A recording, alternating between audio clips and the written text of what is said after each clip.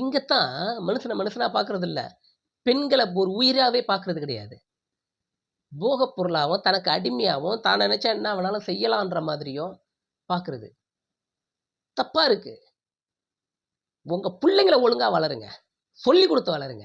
இது தப்பு, இது பண்ணக்கூடாது அப்படின்னு சொல்லிக் குடுத்து வளருங்க.